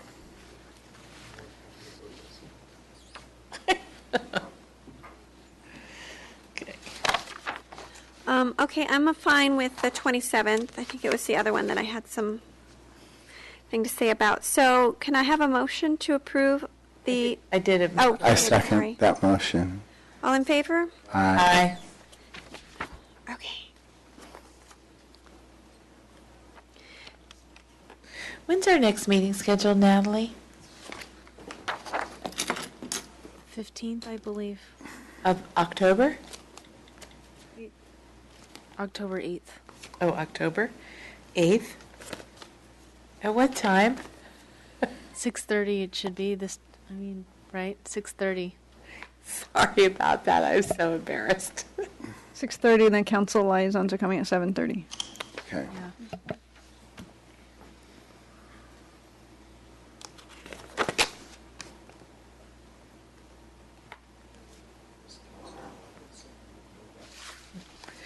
We have two people from the city council who are liaisons with the open space. So on the 30th, number 2, we wanted to add ecology and energy questions to the survey that's going out to the Baylands. I just want to check and make sure that that's been followed through on. Do we know when that survey's... Do we have any news about that? Do we know when the survey's coming out? We need to start drafting questions at some point.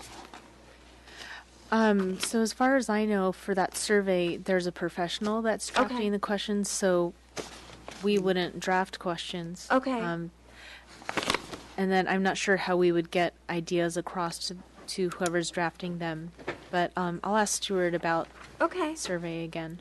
Okay, great. I just don't want that ball to get dropped.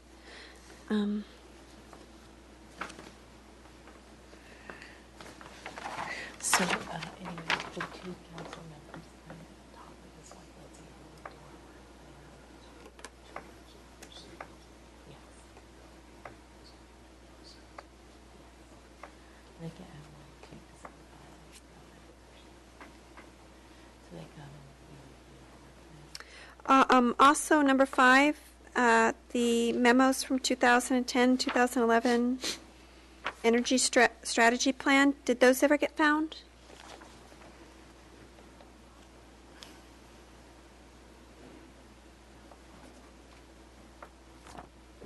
Were those the meetings with Mitch Bull? I believe we discussed those. Were they? Yeah, I think we did talk Okay. about them.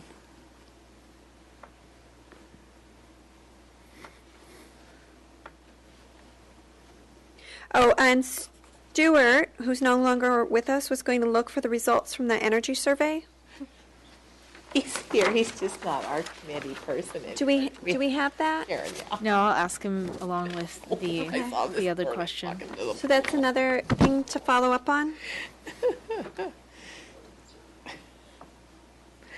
And are we still meeting with the energy consultant? Yeah, but I think after the meeting with the council, right? Okay. Yeah, that's correct. But we don't have a date yet. No, I did ask her to pencil in November, so if it turns out that it's the regular meeting in November, that should be available. The regular meeting. Well, Isn't she going to meet with the subcommittee, or is she going to meet? Yeah, that can happen too. And then I said if that happened, that could be potentially in the afternoon when you guys can meet. But if we want to do a kickoff committee-wide in terms of the plan, but we can... As long as we don't have it, as long as it's not scheduled yet. Oh, right. You want to... Yeah, it's not scheduled yet. Okay. So TBD. Did we have any update on the Monterey Pines? Or We're having a meeting on that on Friday. okay. They sure seem to be dying quickly. Well, with the drought, the sick ones are going faster and faster. Mm-hmm. And did you follow up on the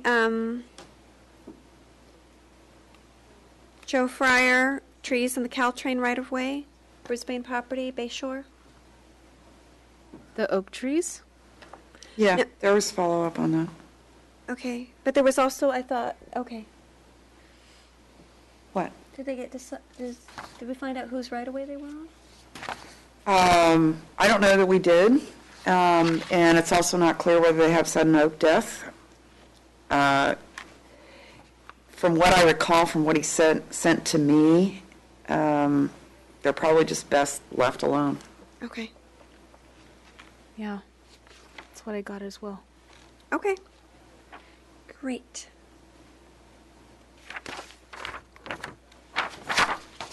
All right, I didn't find the thing that I had made note of before, so I'm just going to live with it. Can I have a motion to approve the minutes for July 30th? I have to abstain. I was not at Yeah. that meeting. I'll second it. All in favor, except Michelle? Aye. All right. Thank you very much. I'm calling this meeting adjourned. Oh, You wanted did you want to mention something about paper? Oh, paper. I wanted to talk about paper, yes. Sorry. So, I was cleaning up. If nobody wants to contribute to this discussion, I'm fine with people leaving. But I just wanted to say I was cleaning up my folder and I recycled 5 copies of the work plan, the OSEC work plan, and I just feel like we need some ideas about how Natalie can, A, make sure everybody has what they need for each meeting, and that doesn't entail her printing everything every time. Right. Because that was just making me cringe. I was recycling like 5 copies of the work plan, and I had spare copies of everything. I had like 3 copies or 4 copies of all the tree species lists, all 3 of them, and it was just... So, Natalie has been emailing all the materials to me, which is why I've been bringing in my laptop, and when I can connect to the network here, I have access to all of them. So I find that a very good way of saving paper. Okay. Thanks again for that, Natalie. Yeah. I do keep all of them, and then, so I don't need them again unless there's been a change. And I try to keep them in my binder in order, so if you refer to what meeting it was from, then I can just bring it forward. But I do appreciate that you send it to me, because it really helps me a lot. These things work. Not for us. We could just easily put it up. If you're doing a presentation and it shows on each of the monitors, and you could not have the screen down because you don't have a camera there, and items that are on the laptop could be displayed on your monitors. Well, that's not a bad That's a good idea. Should we try that for next meeting? We can give it a shot. I don't know. Do you feel like it's a good meeting to try something? Oh, no, Oh, you're yeah. right. Bad idea. It's good to send it in advance. though. November meeting. Can we try it for Yeah. the November meeting? Do it. So you're saying an electronic copy in advance, and then... Yeah, I mean, we still want to be able to review the materials and come prepared, so even Yeah. if it's displayed, Right. it's a good idea To get it ahead Yeah. of time. Yeah. So then that would be like each of the things that she's got as an insert could be on the monitor, basically. Yeah. And everybody is okay with that, or does anybody still want paper? Natalie sends mine, because I don't have a printer at home now, and I do like to read them in print and make notes and keep them. And that's absolutely fine. Yeah. You know, if somebody, because I need certain things in paper too, because sometimes I have to scribble on it, or I can't keep them focused. But for the most part, I can print what I need, unless it's a big document, in which case then I would like a physical copy.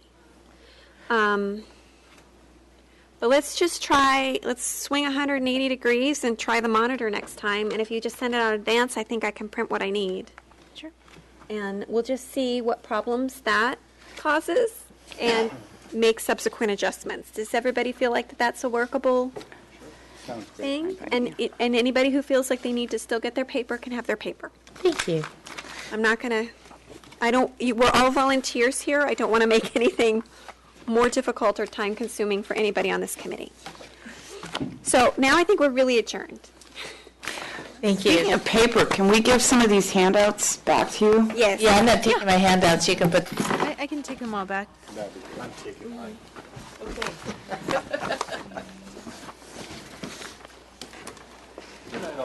And I, I'm so sorry I was late.